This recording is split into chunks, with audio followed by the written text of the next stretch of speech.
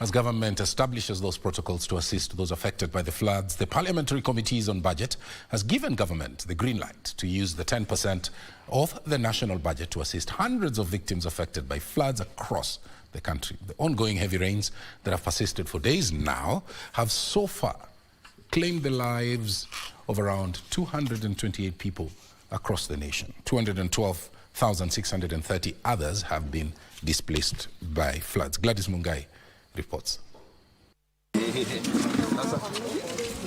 A section of MPs who visited victims of Mai Mahiu tragedy have pledged to pass supplementary budget that is needed to assist victims of floods. Addressing the victims in Mai Mahiu, Budget Committee Chairperson Dindi Nyoro termed the flooding situation a national disaster which had left tens dead, hundreds displaced, and property worth billions damaged.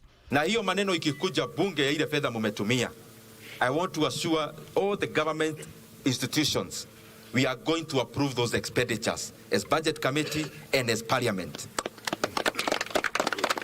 Tutumie pesa tuangalie wa Kenya.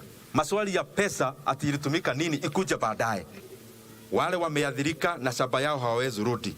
Serikali itawanunulia shamba wakuwe resettled pahali ingine. Na mimi kama budget chairman, mimi nagoja tu firimbi. Rais akisema weka hii pesa, tutaweka immediately kwa sababu maisha ya Wakenya wenye wameadhirika ni muhimu zaidi kuliko ile pesa ambayo tunaangalia kama budget committee.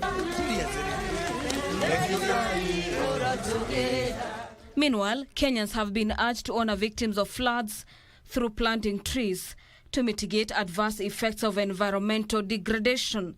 Environment Cabinet Secretary Soipan Tuya and her Labour and Social Protection counterpart Florence Bore cautioned Kenyans against massive destruction of environment and ignoring the warnings by the Meteorological Department officials on weather conditions. We have been calling on Kenyans to buy into the government call to plant trees across the country.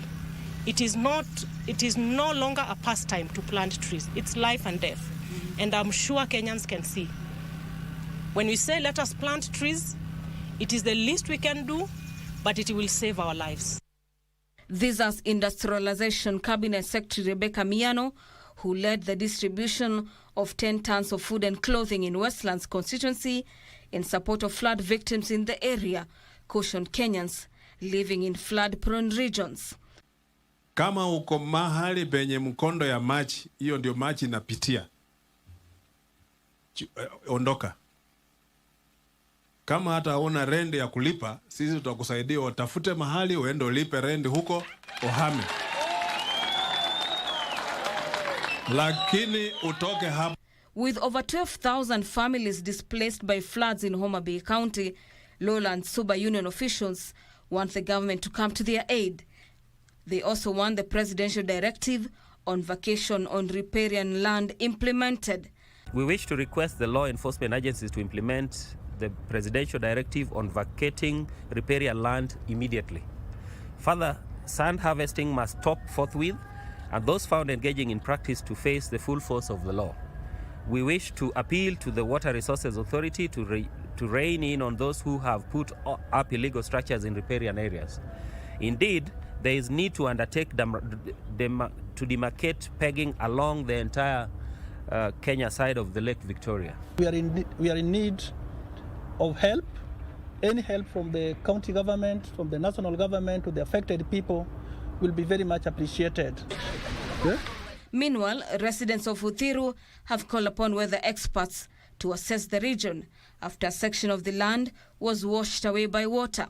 Residents who are now living in fear say a small earthquake that occurred in the middle of the night eventually turned into water that destroyed a church building and its perimeter wall.